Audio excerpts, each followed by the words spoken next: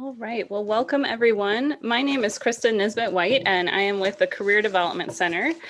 And today's session is part of the Career Bytes Conference series of events. And the theme of the 5th annual Career Bytes Conference is Prepare, Connect, Succeed. Funding has been kindly appropriated by the Student Government Association, and we're so grateful for that support. So today we have with us Kristina Barbee of the CEO Co. And Kristina supports ambitious, career-driven people in stepping into their careers, making changes, and making more money. She has built the CEO Co. on those core results and structured every single piece of content, resource, and tool around getting you farther in your career and getting you that well-deserved and much bigger paycheck. So Kristina has kindly agreed to join us today, share some of her wit and wisdom and tips with you. So I'm going to turn it over to Kristina. Hello, everybody. I'm Kristina. Thanks for that intro, Kristen. And one thing I wanted to say regarding the introduction is that we can't earn more money until we have our job, right? So we can't be making all that money we deserve until we're able to transition into the right career. And as college students, you're right on the cusp of starting that career and getting out on the right foot. And we want you to get started on the right foot so you're not stumbling like I know I did out of college, where I was literally guessing for many of the first years of my career until I finally figured out what the heck I was doing through a lot of failure and a lot of success. And so that's what we're going to be talking about today with this webinar that we're going to have. I also wanted to say that I have a dog at home. So if you hear any crying, he is perfectly fine. He's just sad that he is not allowed in the office right now. So sorry if that's a little interruptive, but I'm going to go ahead and start sharing my screen and sharing the slide deck that I prepared for this. So one moment here.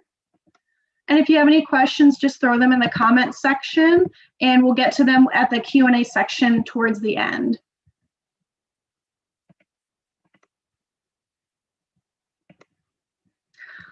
Okay, so this is called Your Career Starts Here. Prep, take action, and find career satisfaction.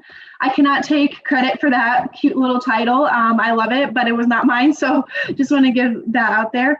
And we're going to talk about preparation tips and tricks on how to spend this school year preparing for your upcoming career. So it's going to be a lot of preparation tips, a lot of take action tips, and some tips on how to find the right kind of career satisfaction. But before we get into that, I wanted to talk about what this goal is for this workshop. So our main goal for this workshop is to help you plan to include skill development activities and actions into your year to help you feel career ready, right? Because your career preparation should not start after you've got your graduation cap and gown on and you're heading down the aisle to get that diploma. It should start sooner than that so you're not fumbling and stumbling towards the end and you can kick things off right after you get that diploma. So first up, we're going to talk about preparation. The question we're going to answer in this section is, what can I do right now to prepare for the year? So we've already started the school year off, but we're not so far into it that it feels like maybe we're at a loss for the year and we have to scratch it. But we can do so much right now to start preparation and get you prepared for your career. So right now, what I want us to do, the first thing I want you to start doing before you even think about what you should include on your resume and what you should be applying for and how to apply for a job, is to take a look back at your career so far as a student. Look at what you've done in the community, whether it's volunteering, working at different shelters, whether it's different jobs you've had in the past, any organizations you've been a part of. Maybe you're part of a sorority or a fraternity and you've done some work through there.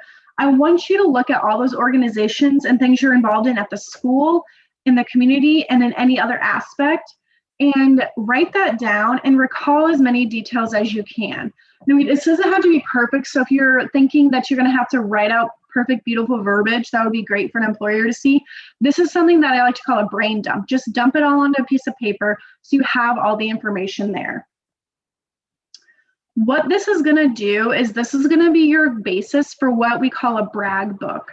And a brag book is a book, whether it's an Excel book, a Word document book, or a book on a bookshelf, of why you are so amazing, why a company would want to hire you, why would they be crazy to not hire you, and what separates you from other candidates out there. Also, what are your top successes? So once you get this basis of, I've looked back at the past few years of school and what I've done in the community, what I've had for my career, and things I've done in school, whether it's I was chosen, and I'm a graphic design major, and I was chosen to make all the flyers for a school event, and I was the lead for that project. Whether it was you were in charge of a food drive that the school ran, or that community organization you're part of ran, or whether you did something else. What are these things that separate you from everybody else? What are your top successes? And I want you to start thinking about those now, and even just like have tabs in an Excel document or pages in a Word document, thinking those through and outlining those right now. They will change as you go farther into the school year and as you go into your career, right? So your top successes should not be the same 5 years from now, right? You should have done more from then. But right now, just because you haven't started your full-on career that you're getting your degree for doesn't mean you don't have successes that show off transferable skills that you may have. And I personally recommend doing this, especially when you get into your career, about once a quarter. For you guys, it might be easier to do it once a semester, just with how the school year is structured versus how maybe a performance review structure is done in the workplace. But this way you keep things fresh in your mind and you're not having to once a year run through and try to remember anything you've done. And this is, again, something that this is a brain dump. Just dump it all into there. You don't have to worry about how it's worded and how everything looks. Because this is just for your edification, your understanding of what you've done, so you can use it later. Something else we need to do is to use the resources we already have in front of us. So of course, the Career Center has amazing resources out there that you can use to look inward towards yourself and also outward and in other ways. But I really want us to use these amazing resources that the Career Center put together. This one I really love. It's the Do You Possess These 8 Competencies? These are great competencies that, as somebody who's hired help people for different careers and who's helped make decisions like that, we really look for these things on your resume and in your interview process. So really try to look inward and seeing where you fall short, where you excel, and just having a knowledge of that, as well as a knowledge of your maybe emotional intelligence, your skills, are lacking certain organizational skills or what, and ones that you excel at. Looking inward towards yourself will help you get a holistic view of you as a potential employee. So we have this look, we looked backward to see your experience in the community and as a student, and then we're looking inward to see, what do I possess that's so great? What are these competencies I have? Who am I as a person, as a potential employee? So now we have a well-rounded review of ourselves and who we are. So now we know where we are right now. The next step you want to do is you want to start trying to look forward. And what items you have collected in your brag book that may be related to your future career are the ones you really want to start looking forward and looking towards. So if you are going into the field of IT and your brag book contains a lot of information about IT projects you've been on, let's keep focusing on that and keep that at the forefront of our mind as we start going on to what we're going to talk about in the next section. Maybe you're going into an IT career field, but you don't have much experience in IT and you didn't get to do as much as you wanted to do with getting those skills up to par where you think they should be and where employers will want them to be.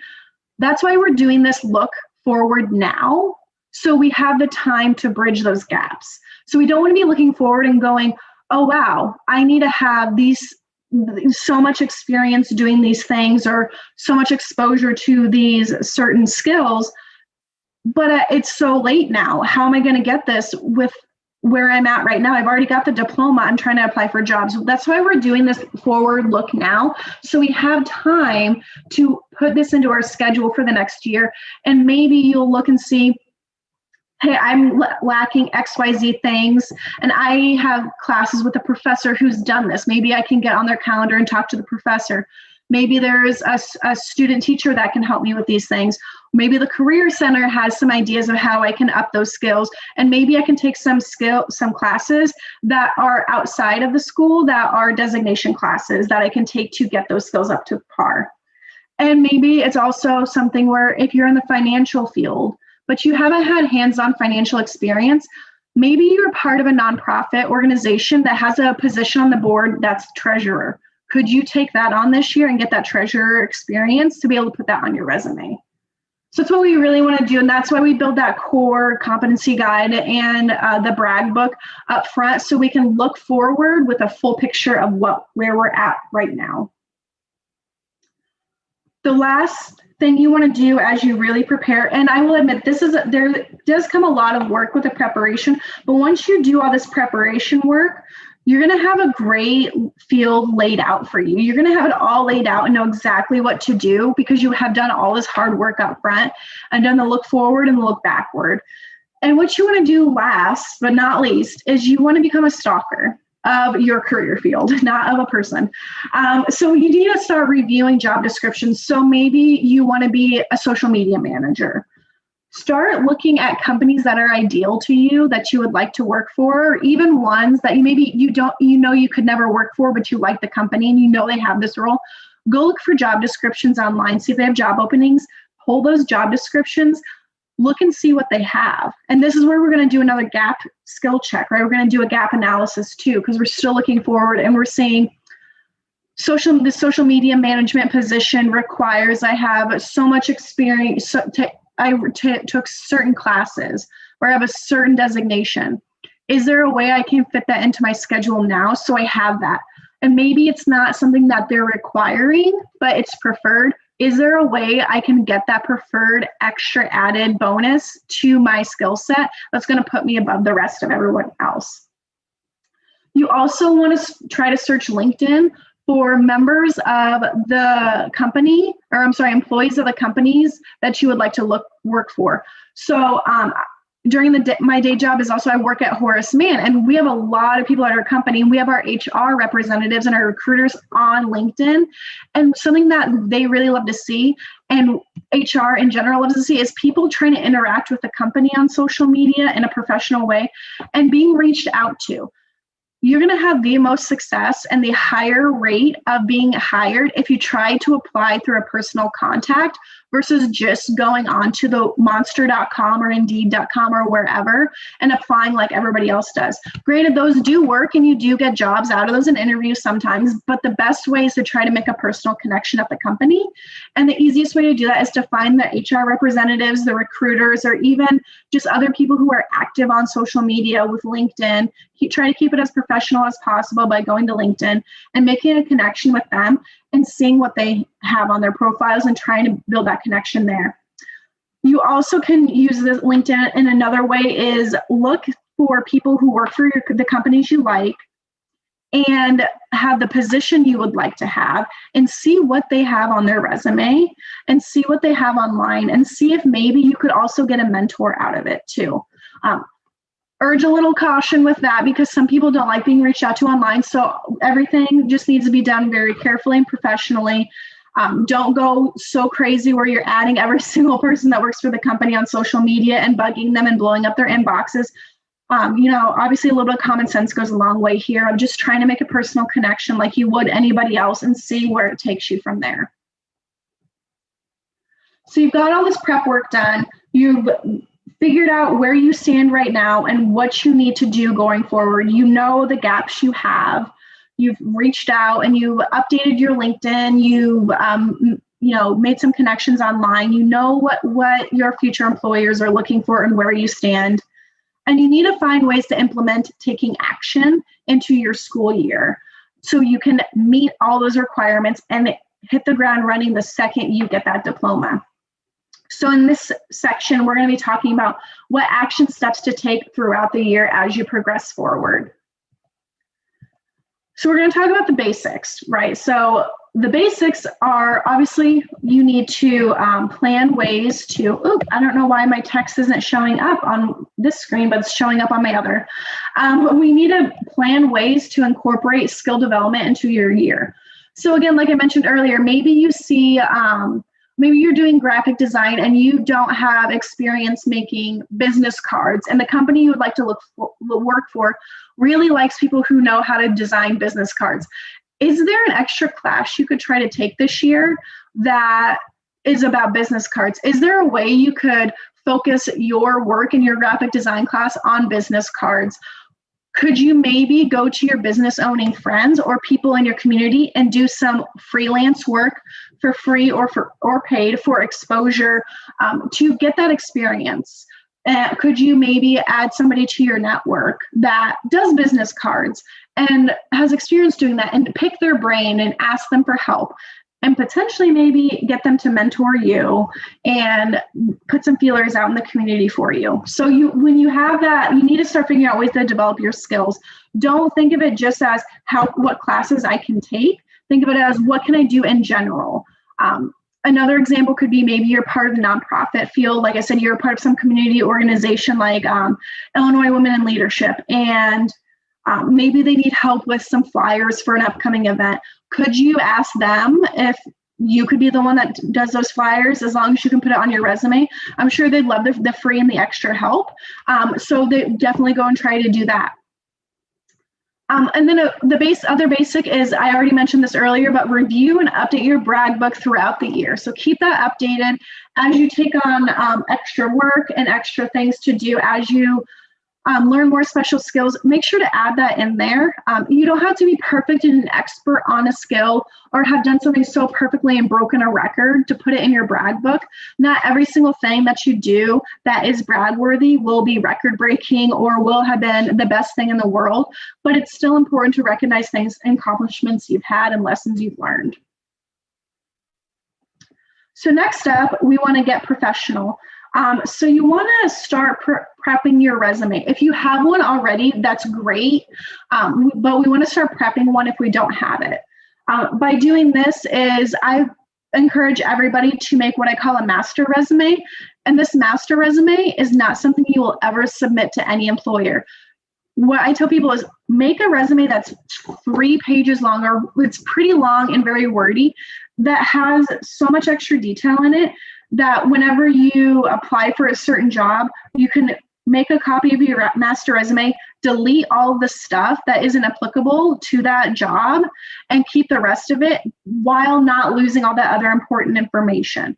And something also I want to stress with resumes is you could be applying to the same job at 2 different companies, and one company may weigh certain skills more heavily than the other company. So one company may, just going back to the graphic design one, since that's an example I've been using fairly consistently, one company may really want people who can do social media graphic design over flyers that would be printed out and put in businesses.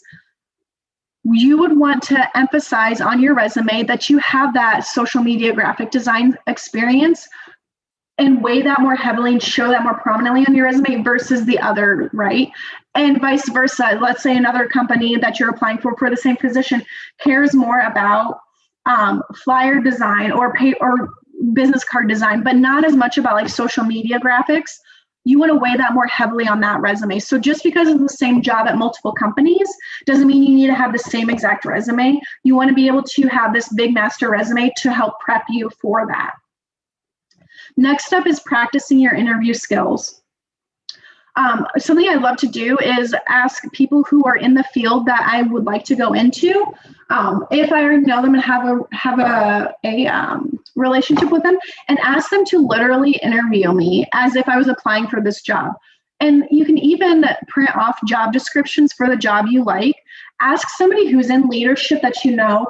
Ask somebody at the Career Development Center. Ask somebody in your community who has interviewed people before and can give you some great feedback to interview you as if you were applying for that job to help you out.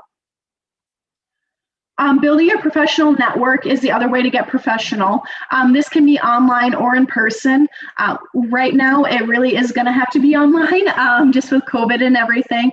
So upping your LinkedIn game is very, very important to do, and just keeping your social media that's public as professional as possible. Just an extra hint if you didn't know this already. As somebody who has hired people before, the second I get your resume, I'm finding you online and I'm looking at what you're putting online. Not that I really care what you do on a weekend because that's your time, but if you're putting on your Instagram stories, you doing 16 tequila shots on a Saturday, while that might be impressive, if a client finds out that you work for us and you're putting that stuff online, it can be damaging to our reputation possibly. And unfortunately, that is something that people do and people get upset by. So make sure you're keeping things as professional as possible on your public facing social media and building that professional network online in such a way that can help you find mentors and find people who may know people for you who will be able to get you in the door at a job. Building your LinkedIn, I talked about this earlier, keeping your LinkedIn updated. What I recommend is that master resume, I don't believe LinkedIn has a character count for the resume section. So go ahead and on your LinkedIn, put your master resume online because your LinkedIn is searchable and the skills you have on there are searchable. So people will see whenever they're trying to find somebody to fill a graphic design position, they'll be able to search and find that information for you. So make sure you keep that updated and keep that on there. And like I mentioned earlier, stalk your field, find people that are HR recruiters, something like that, who work for the company you'd like to work for, and try to add them and make a connection with them online and be fairly active on your LinkedIn. Another note on the LinkedIn is you don't have to be as active on it as you would be on like your personal profiles where you're updating every couple of days. Just make it to where every now and then you're maybe sharing an article or sharing an update.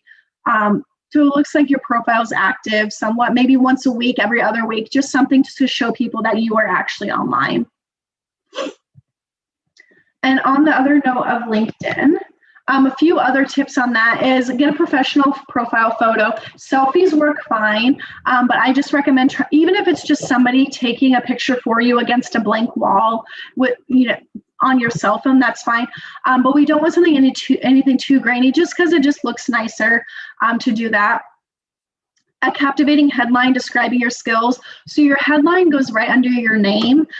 Some people just put their job title. What I recommend people put is if you are a candidate for a certain designation or you're working on getting your master's degree, or maybe you're really active in the community, putting that in your headline. It does have a character count.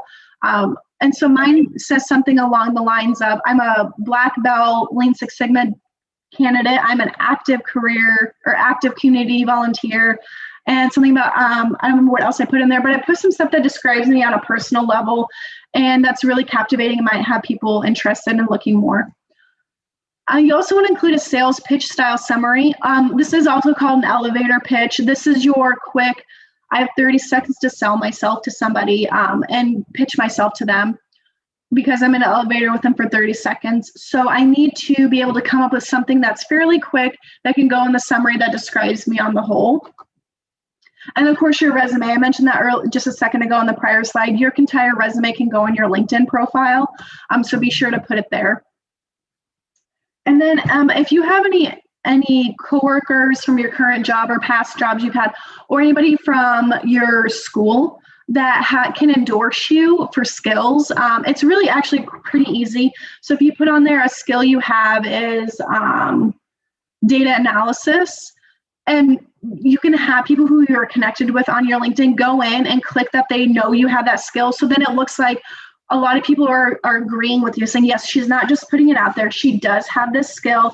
And it's more impressive to see, oh, Kristina has this skill listed and 10 people endorsed her for it. So I know that she's actually telling the truth that she says she does have it.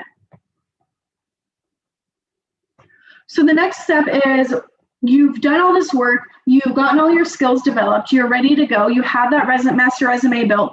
You got your LinkedIn built, you have this professional community growing, and now you just graduated. So whether you're a freshman or a senior or whatever grade you're in, now you're going to graduate and you're step into your career field. What are you going to do? How do you go forward now that you have your diploma and you're not going to be spending all your time in school, right? So of course you need to create multiple resumes from that master resume like I mentioned earlier. So start finding jobs that you would like to apply for and create those resumes using that job description as your basis alongside your master resume. Tailor your resume to that job description and you'll be able to get through the automated tracking systems, which filter out roughly 75% of resumes that are submitted.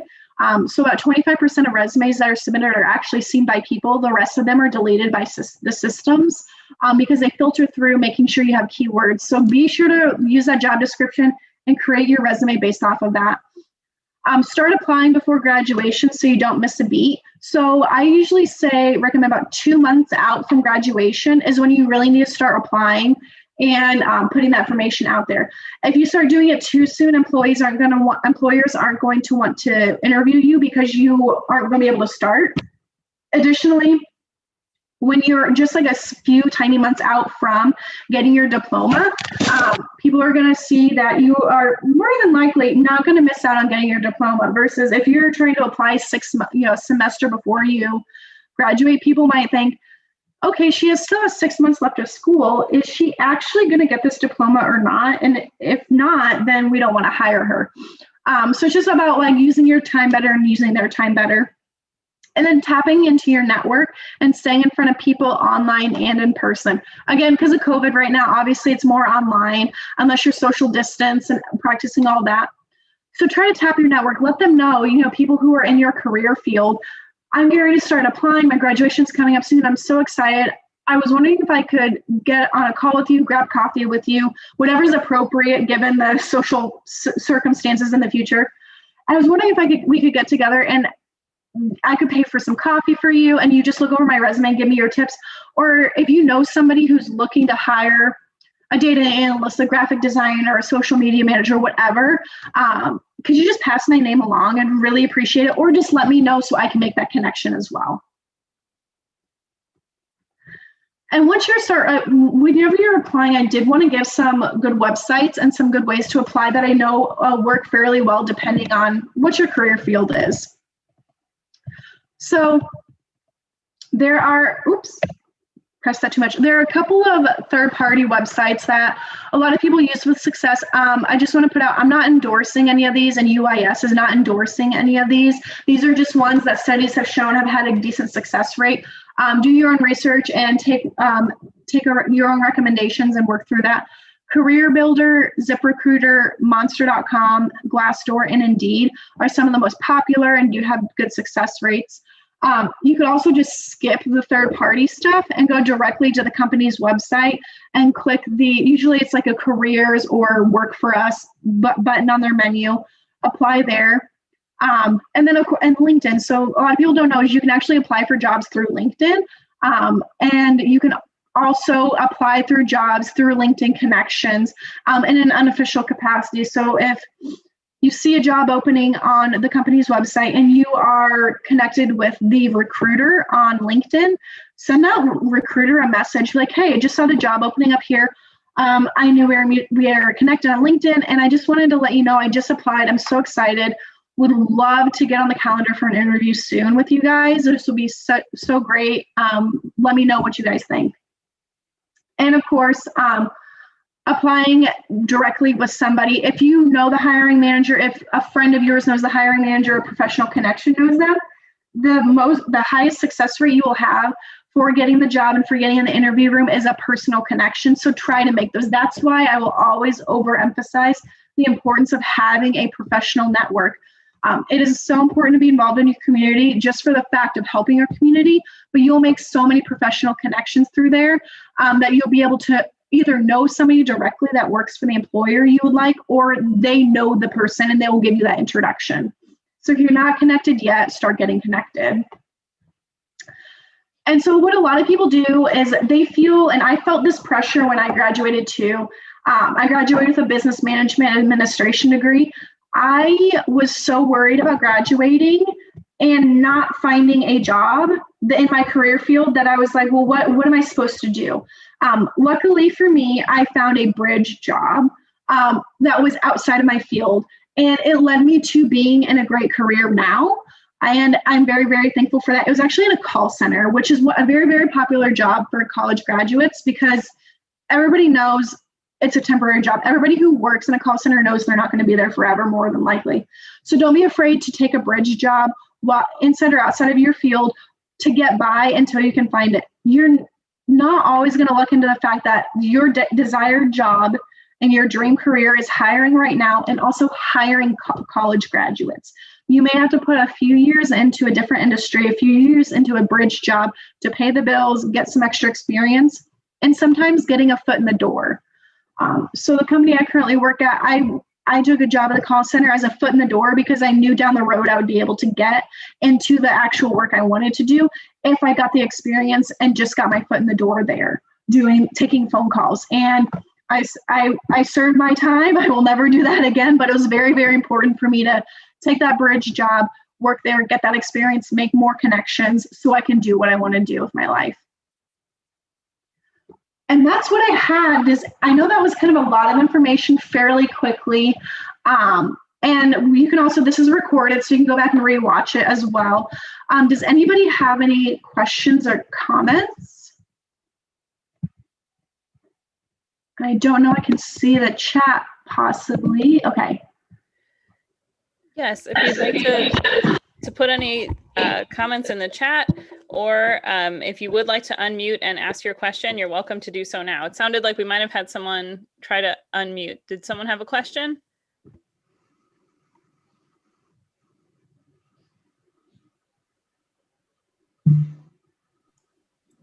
Can you tell us a bit more about bridge jobs? Like, how do you know that it's a good position to help you eventually get to where you want to go?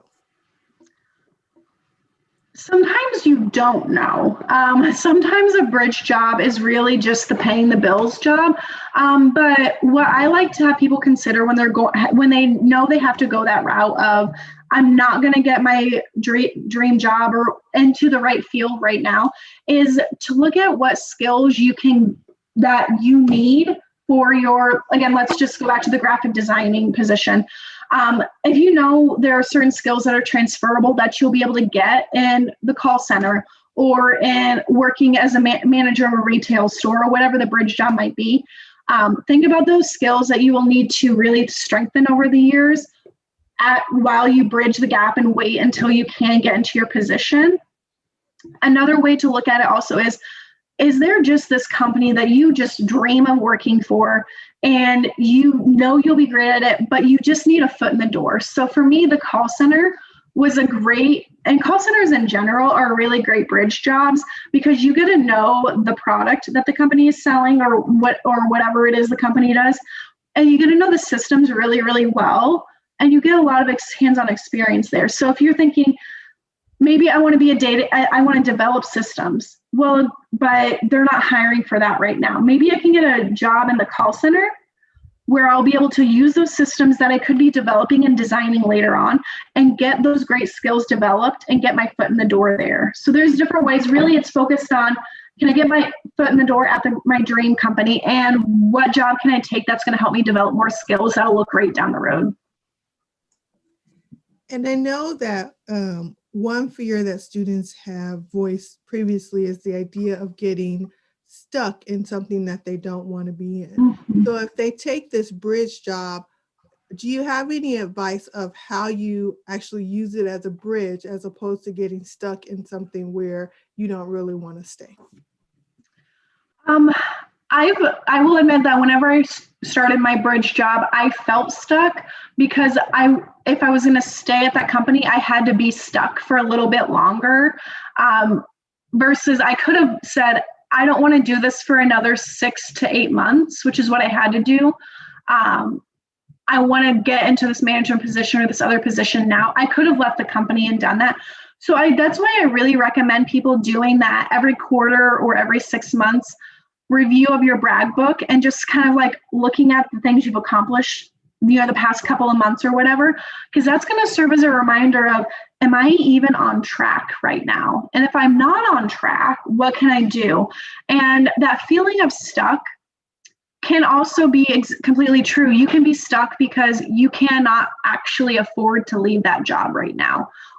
Whether it's, I can't afford to miss a paycheck while I transition to a different company, or I know switching to the entry level version of the job I want would cause me to take a pay cut, and I just can't afford that right now. And that's something that we don't talk about a lot is that there are times where you physically are stuck in your career because of finances or other issues. And to just realize like, that's okay. Like as a college grad, you have a lifetime ahead of you to get into your dream job. You don't have to be in your dream job at 24. That'd be super awesome. But I'm going to be 28 this year, and I'm just now transitioning towards working in a dream career, that I really, really love. But I know it's going to be several more years until I'm there. And just that patience is really important.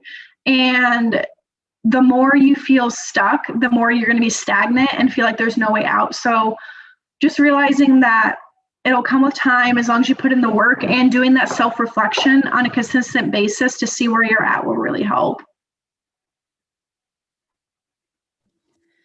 Can you speak a little bit more about kind of strategies to network, and especially again right now during a kind of a challenging time in, for in-person networking? Do you have any tips on starting a conversation on LinkedIn, or engaging in the community, as you mentioned, or finding ways to kind of get connected in an unconventional time?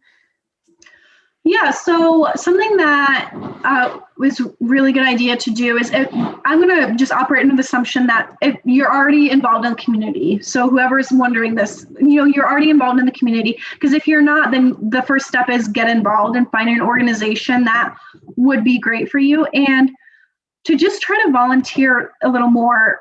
So if you're maybe part of a professional group, is there a way you could join a committee?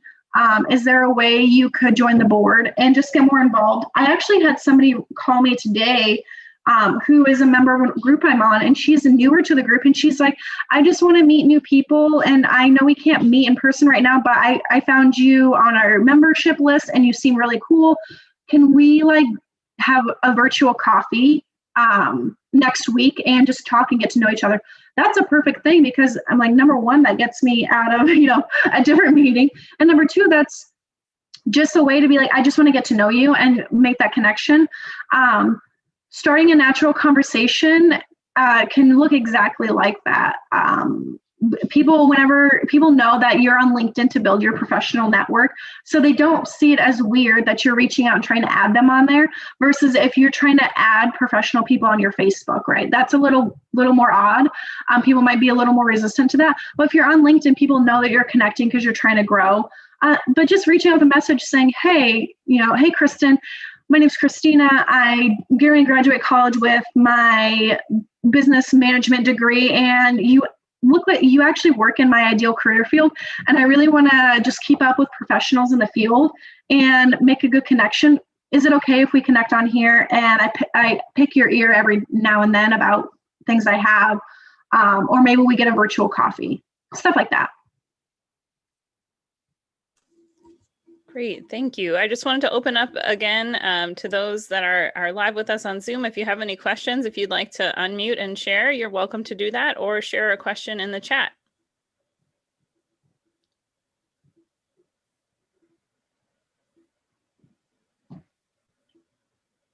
All right, well, I don't see any further questions.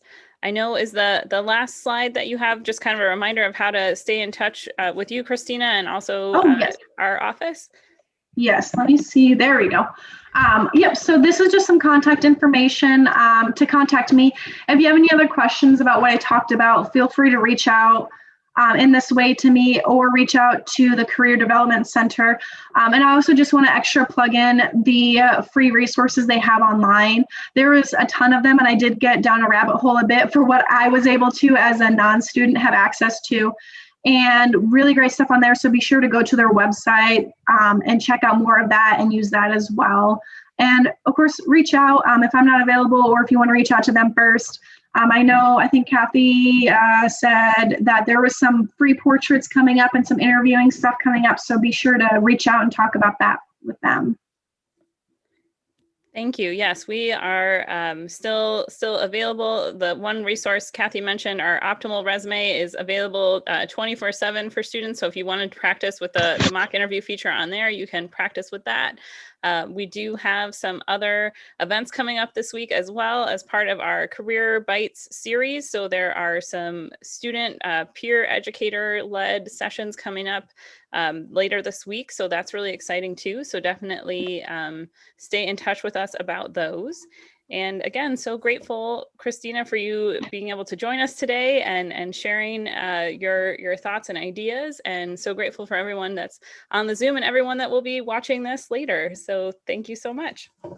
Thanks for having me. You really had fun doing this. And I also am very glad that we did not get the really bad storm during this. I was a little worried about the internet connection, but it looks like the storm, fingers crossed, breezed past right now. So. Absolutely. Well, thank you. Thank you again. I'm going to close the recording now. And again, grateful for everyone joining us today.